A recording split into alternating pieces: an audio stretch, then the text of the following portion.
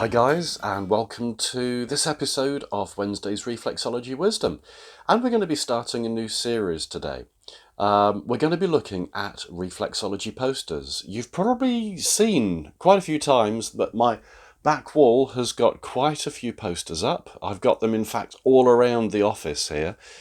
And so the plan is to talk you through the posters, show you why some of them are different.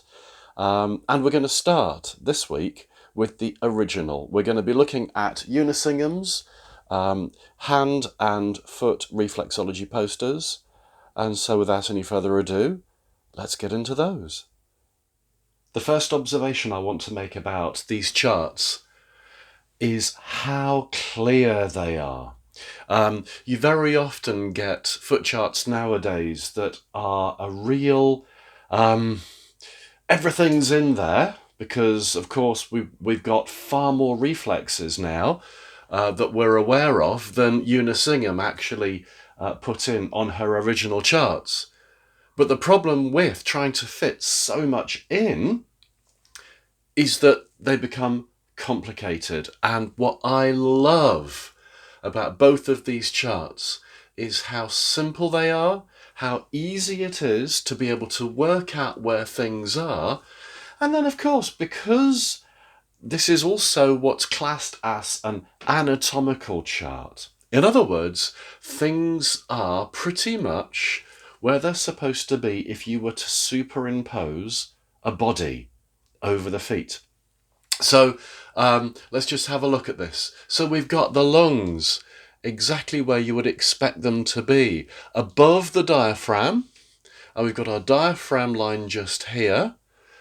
So we've got our lungs, we've got our heart. The heart area isn't actually shown separately on the foot chart, and neither, by the way, is it shown separately on the hand chart. Basically, the lungs and the hands are just classed as one area, but still very, very clear to see where it is.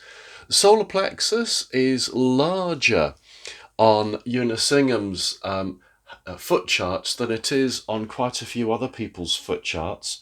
But again, what we've got to realise is that these charts were put together as reflexology was being formed. So quite a few people, probably since Eunice Ingham's day, have thought, oh, actually, no, we can refine this a little bit better. But principally, we do still have the solar plexus area pretty much where we still place it today. The kidney as well, and the ureters and the bladder, very, very much where the majority of people place theirs still today. It is so clear. And as I was saying, this is what we call an anatomical chart, so superimposing where the organs would be found. The interesting thing is that with Eunice Ingham's chart, we've got lung and breast on the plantar aspect of the foot.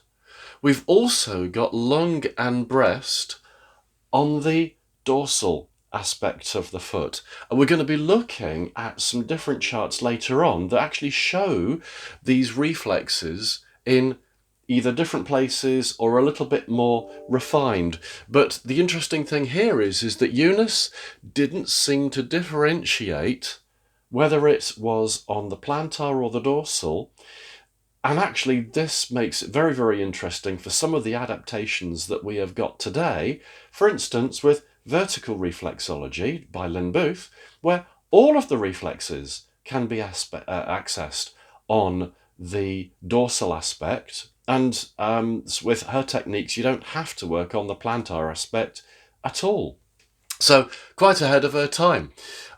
We've then also got here where we've got the classic reproductive reflexes first of all started to be placed, with the ovary and the testicle. I always like to think O for outside, O for ovary, and then this doubling up for the testes reflex.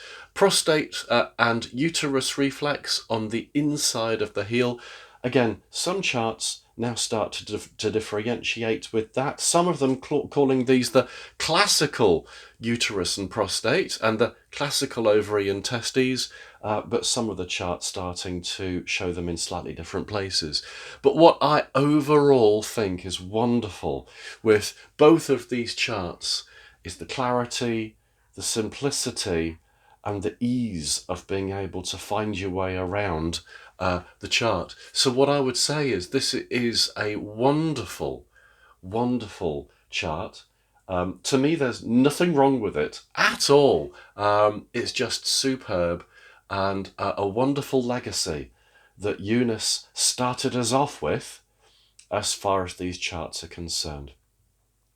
So I hope you have enjoyed having a little look at these two charts. The hand reflexology one, by the way, is just brilliant, because if you were to literally just place your hands like this, if you were to be superimposing these reflexes but then basically having your hands there, that's how it works. So hand reflexology, so easy to adapt from the Eunice Ingham charts. So I absolutely love them.